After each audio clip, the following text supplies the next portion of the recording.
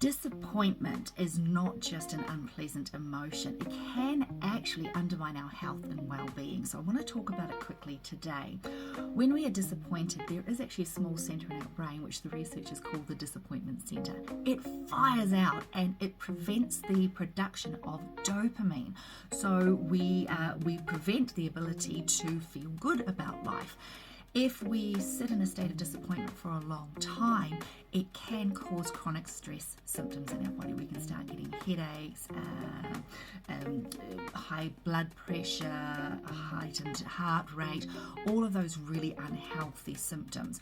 So here's a quick exercise I want to share with you that can help you reframe situations when you are feeling disappointed and help you move out of that negative space as quickly as possible.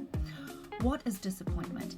It is the feeling that arises when the current situation does not match our expectations or our hopes for that situation, right? We have an expectation or a hope that something will evolve in a certain way and it doesn't. And so we go, oh, this isn't what I expected or anticipated or wanted, and now I feel bad about it. The problem is that we can't change the current situation. Often it's out of our hands.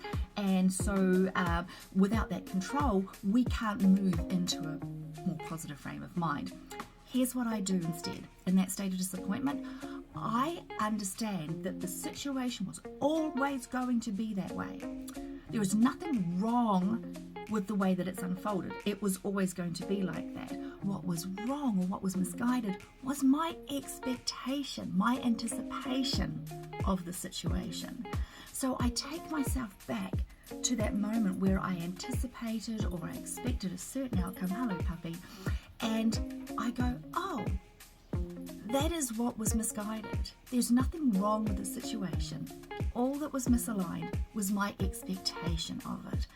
And sure, it doesn't make everything better in the moment, but what it does is it places you back in control, because you can control your expectations around the situation. I had this yesterday, something came up, it was a really disappointing outcome, and I went, oh, but I'll go back because I thought it was going to turn out this way. I was wrong about that. And then in the acceptance that it was my expectation that was wrong, it was my anticipation that was misguided, all of a sudden the disappointment goes, oops, I was wrong about that, and move on. So a really quick and simple exercise I'd love you to keep in your back pocket for those moments when you are feeling disappointed.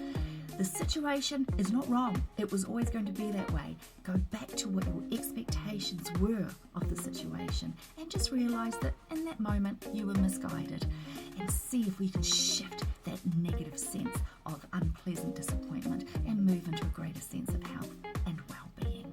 Hope that helps you someday. Bye.